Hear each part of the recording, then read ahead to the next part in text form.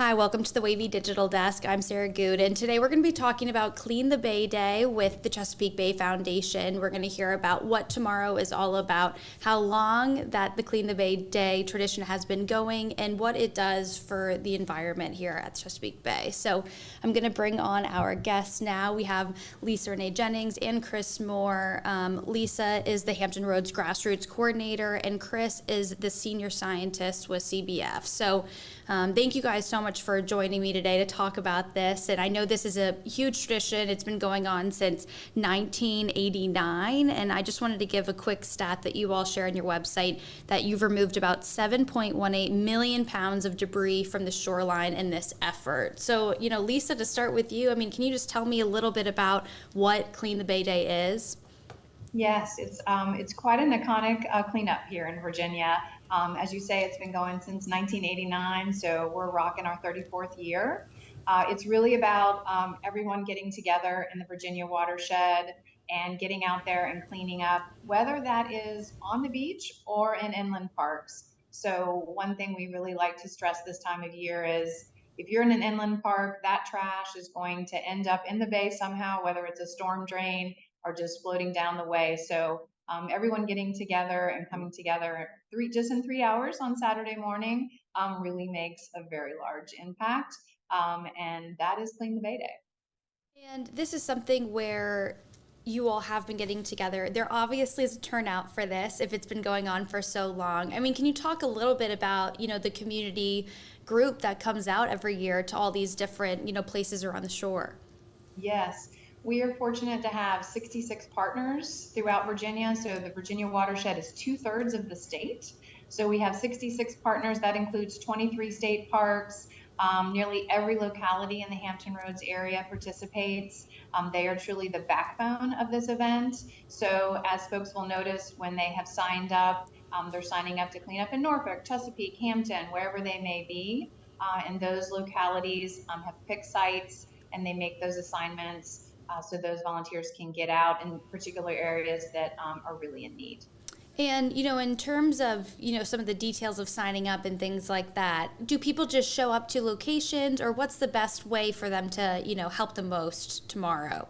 Yeah, registration has closed, but never fear. If you go to our website, you will see all the walk-up sites available. So certain localities will save some sites knowing that people will wake up Saturday morning and want to just get out there. So we have a huge list of walk-up sites that you can participate in. And if you can't participate Saturday, we also have a DIY week, and that is June 4th through the 10th. Same website, you can go and sign up, and if you know a spot that needs cleaning up and you have permission to clean up, you can get your team together.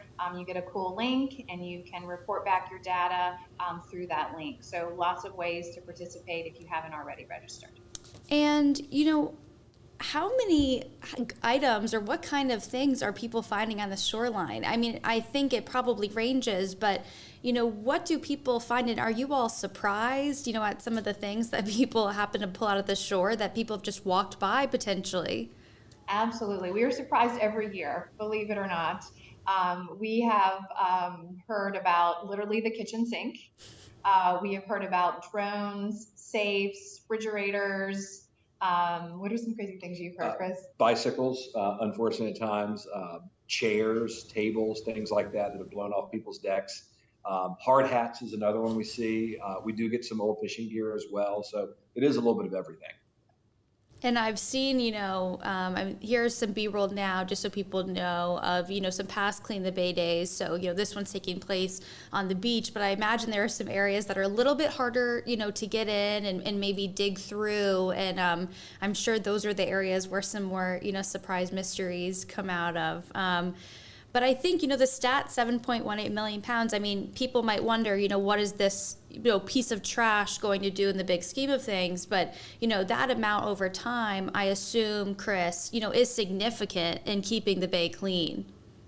It is. That's one of the great things about Clean the Bay Day is the fact that it was started by locals who felt that we needed to clean up our local beaches and waterways and things like that. And there was the concern about, of course, that marine debris like this can kill and injure wildlife. They can degrade our coastal economies because people don't want to be out in a beach or in a waterway when there's trash floating around, things like that.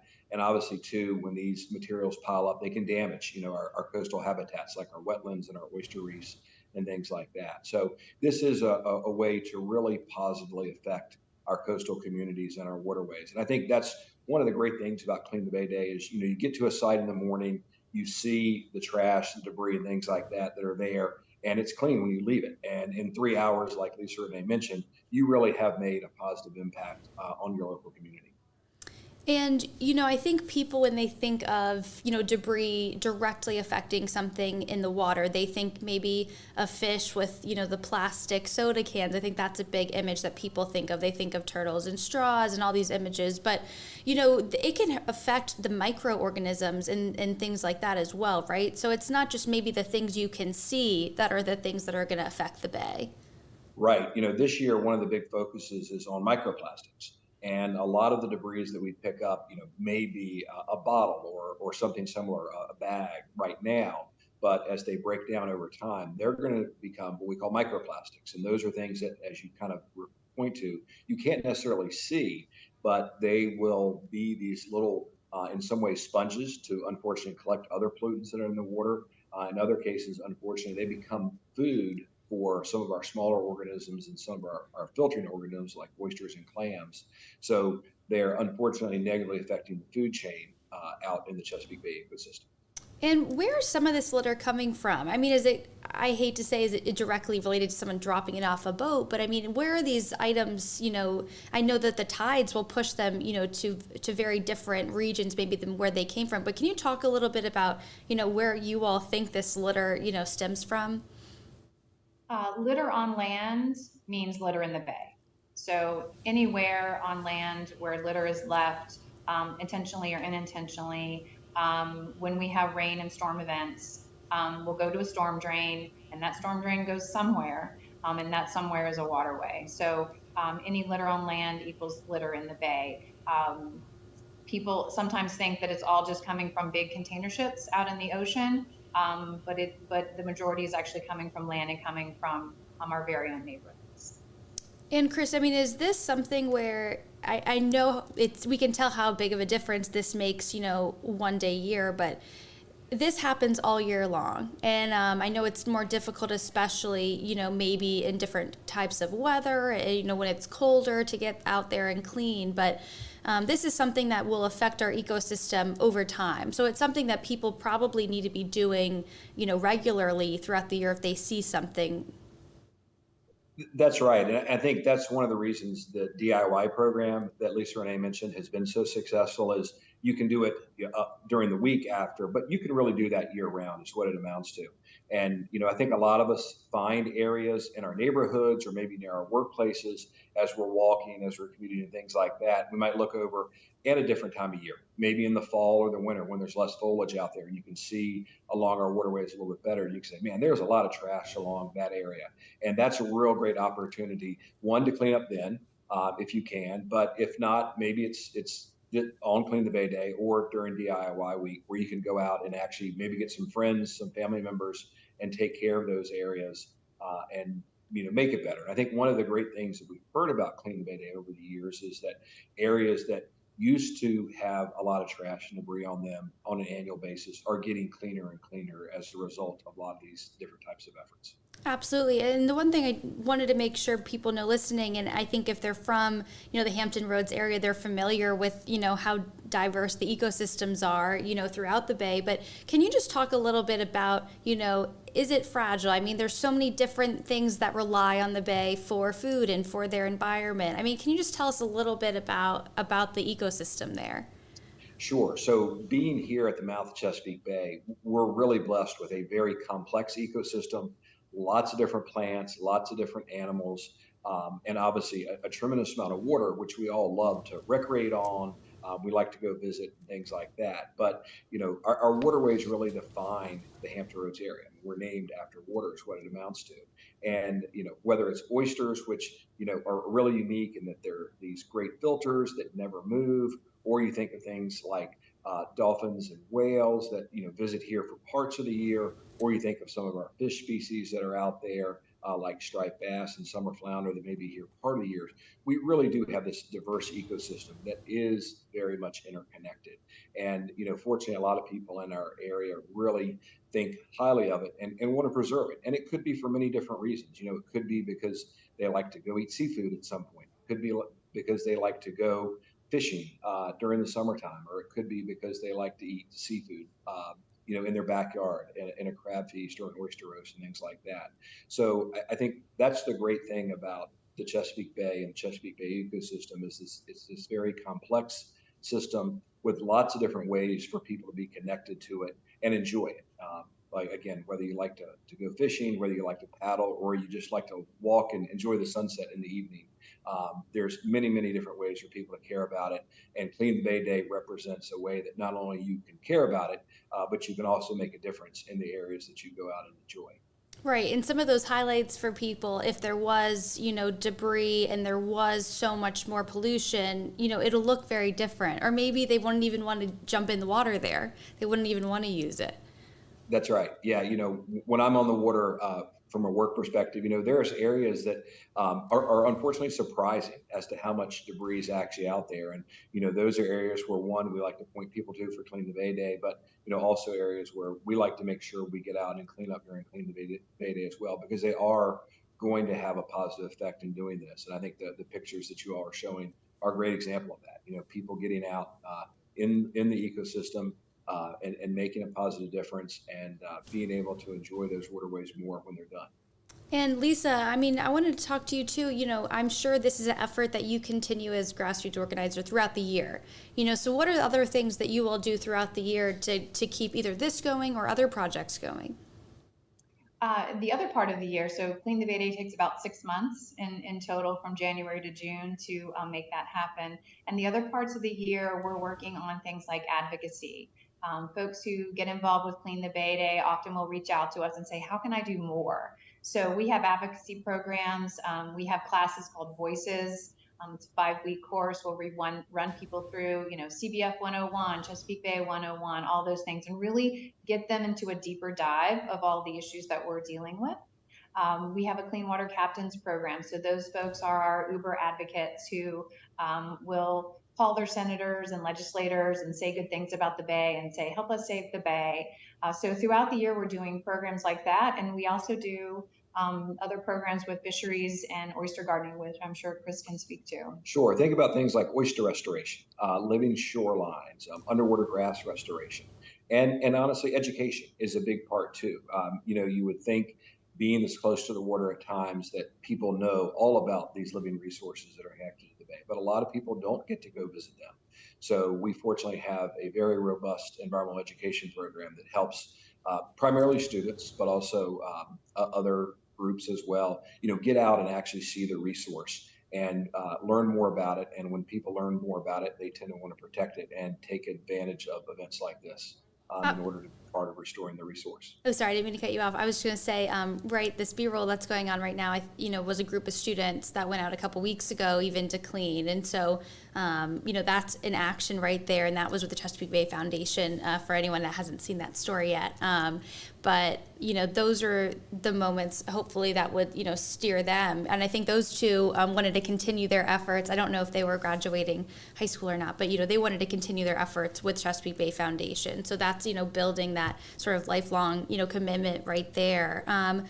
I guess the one thing, Chris, that I also wanted to ask for people, and you explained, what they might need to connect to, to clean the bay, whether it's their activities or what they eat. But, how dangerous could this potentially get, if people did not take the time to clean up the debris? I mean, what are some of the things that, could happen? And you're talking about, oyster restoration and some of these things too, but if people aren't taking care of the bay, I mean, how drastically could that end up for us?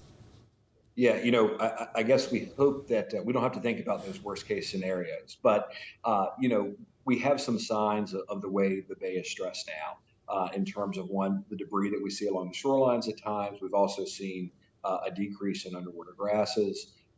Fortunately, oysters hit a low point about 15 years ago. Those are coming back. But one of the signs as we head into summer that we see of a degraded bay are algal blooms. Sometimes the water looks kind of murky and green. Sometimes it'll look almost maroon colored.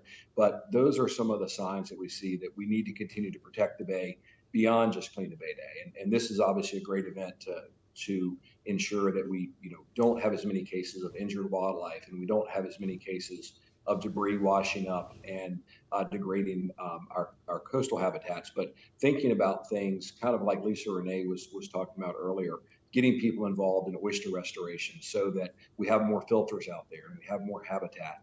Having people talk with their elected officials and let them know that these environmental restorations efforts are really important to them. Those are things that people can do throughout the year that help ensure that we don't come up against some of those worst case scenarios where we have dead zones or where we have fish kills or we have degraded shorelines and we have a bay that unfortunately in the future we wouldn't be as proud of as we are now, and we want to continue to make sure we maintain momentum to do the positive things we've done in the past to increase water quality, reduce the amount of debris along our shorelines, and make sure that the bay that's really an economic engine, a recreational engine for us in the region, we can all be proud of it moving forward. Right. And for Chris and Lisa Renee, I mean, your roles are different, but this is a prime example of, where they come together and sort of, getting the public together to maybe help make the science side of things, easier, more accessible. I mean, can you talk about that, connection a little bit? Yeah, so when I'm talking about litter and when we have a rain event and that litter gets caught and goes through the storm drain and ends up in the bay, other things too that we don't see, whether that's excess fertilizer, sediment, all of the other things that we can't see with our eyes get washed into the bay. So with Chris's help and science, we can talk a little bit more about that and using it from the Clean the Bay standpoint and talking about litter. Yeah, I think just to add to that, a good example, Lisa Renee just mentioned stormwater. The fact that most people don't realize that stormwater, by and large, is untreated when it goes into our tributaries in Chesapeake Bay.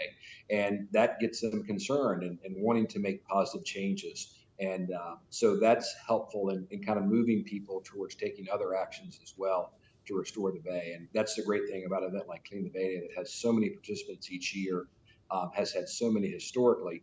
This is in a lot of cases the first step.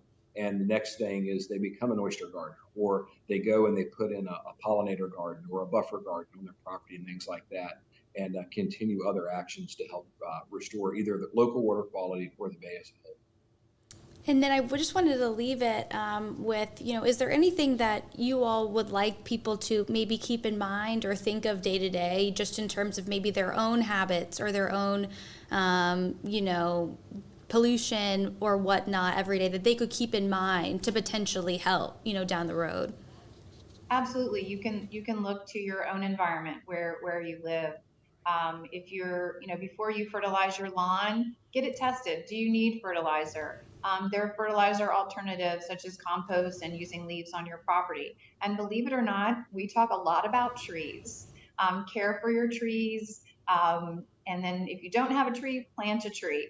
Those trees and bushes and pollinator gardens, adding extra plants in, are going to filter that rainwater and help it to get filtered before it hits the street, before it hits the storm drain, and before it goes out into the bay. So believe it or not, plantings are a key aspect of protecting the bay.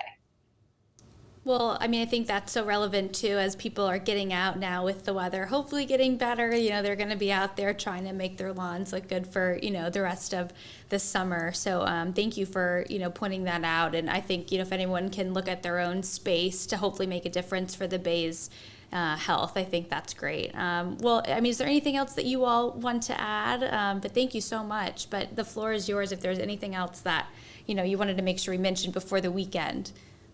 It's going to be a beautiful day tomorrow. So come out and join us. Check out a walk-up site or DIY, whatever works for you.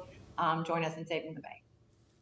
Well, Lisa, Renee, and Chris, thank you so much, and thank you to everyone watching. There will be more information, and check out the link on Facebook and at WAVY.com so you can find out where the locations are, what you can do, where you can find more information, and learn more about the DIY week as well. So thank you so much.